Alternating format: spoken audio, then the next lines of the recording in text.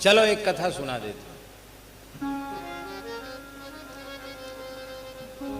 दुर्वासा जी का ब्याह नहीं हुआ, पर एक पुराण में वर्णन है, ब्रह्मविवर्त में ब्याह हुआ उनका।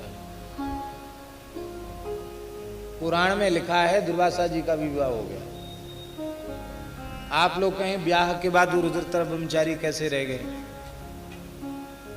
ब्याह तो हुआ, पर जिससे परिणय किया उसी को भस्म कर दिया।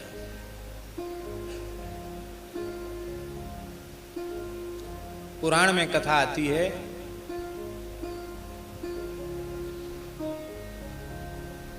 ब्रह्मविवर्त में आई ना कथा, जब पाठ कर रहे थे तब सुनाया था।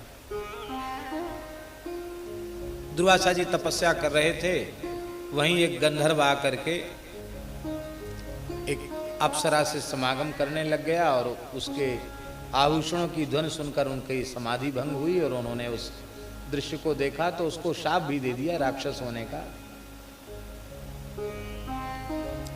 पर वो जो दूषित दृश्य उनकी आंखों में आ गया था, उस दृश्य का ऐसा प्रभाव हुआ कि उनके भीतर इच्छा जागृत होगी मैं विवाह करूं। और भैया दुर्वासा है, कौन अपनी बेटी दे? एक ऋषि की कन्या थी, वो अत्यंत रूपवती, शीलवती, गुणवती थी, बहुत अच्छी थी और अनेक दिव्य गुण थे उसमें। पर उस कन्या में भी एक दोष था। उसमें दोष ये था कि विदुषी थी, बहुत गुण थे, बहुत कलाएं थी उसमें, बहुत सुंदरी थी, पर बोलती बहुत कड़ुआ थी। बोलती तो बहुत कड़ुआ बोलती, कटु भाषणी थी वो।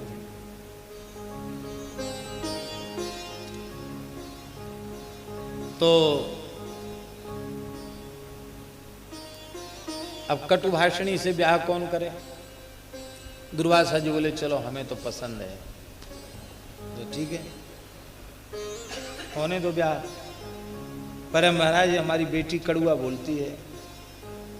बोले हमको तो गुस्सा बहुत आता है, हमसे तो हम किसी की सुन ही नहीं सकते, और ये तो बहुत बोलती कड़ुआ।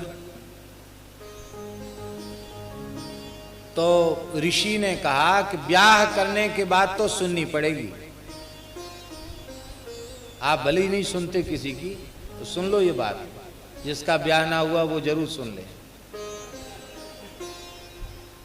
अभी किसी की नहीं सुनोगे, मैया की, बाप की, गुरु की, संत की, किसी की नहीं सुनोगे।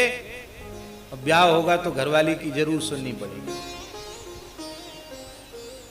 सुननी पड़ेगी। कितना कड़ुआ सुनेंगे? कोई लिमिट तो हो, कोई सीमा हो, तब तो विवाह पक्का हो। तो दुर्वासा जी ने कहा कि 100 बात कड़वी बोल देगी तब तक हम सहन करेंगे, उसके आगे यदि बढ़ी तो फिर तो हम दुर्वासा है ही। ब्याह हुआ, जैसे ही दुर्वासा जी के आश्रम में आई तो वहीं उसने कड़ुआ बोलना शुरू किया। उन्होंने मना किया, देख इतनी गिनती होगी आगे मत बोलो, तो बोलती चली गई। जैसे ही गिनती पूरी हुई आगे बढ़ी, भस्मी भव, राख की ढेरी, तुरंत भस्म।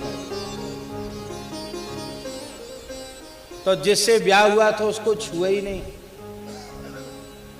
महान ऊर्ध्वरेता ब्रह्मचारी तपस्वी ऋषि, उसकी जीवात्मा बोली उस कन्या की कि मेरे पिताजी ने तो पहले ही कह दिया था, आपको पाप लगा स्त्री हत्या का, ये तो ठीक नहीं, आपने हमको भस्म कर दिया। हमारे पिताजी ने पहले ही कह दिया था, ब्याह के पहले कह दिया था, भाई ये कमी है हमारी बेटी में, गलती की आपने।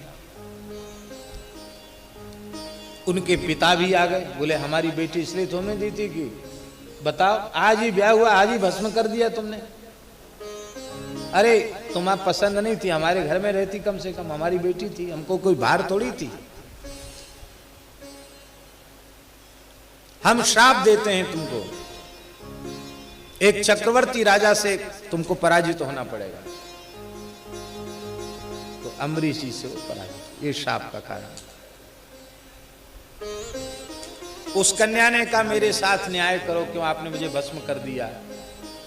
तब दुर्वासा जी ने कहा कि ठीक है मैं तेरे साथ न्याय करता हूं, तुम कदली वृक्ष के रूप में उत्पन्न हो जाओ और तुम्हारा फल भगवान को अत्यंत प्रिय होगा।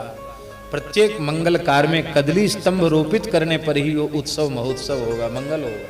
देखो भले ही सजावट वाले नकली केला के खंभा लगाओ, पर केला के खंभा तो लगाने पड़ेंगे। तुम्हारा जो फल होगा वो भगवान को अत्यंत प्रिय होगा, संपूर्ण देवी देवताओं के प्रयोग में आएगा। लेकिन तुमने कड़वी बात कहकर मुझे जलाया है, इसलिए एक बात और है, तुम फलोगी फूलोगी तभी जब तुमको काटा जाएगा। काटे पे कदरी फरे कोटि जतन को। कहां से कथा आ गई? पुराणों में बहुत कथाएं हैं। तो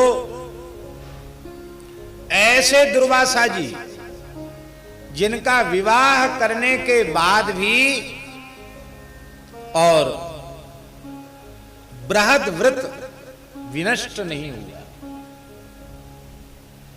ऐसे ऊर्ध्वरेता ब्रह्मचारी योग मार्ग के प्रवर्तक शिवावतार दुर्वासा जी महाराज ने भक्त प्रवर अम्बरीश की परीक्षा ली।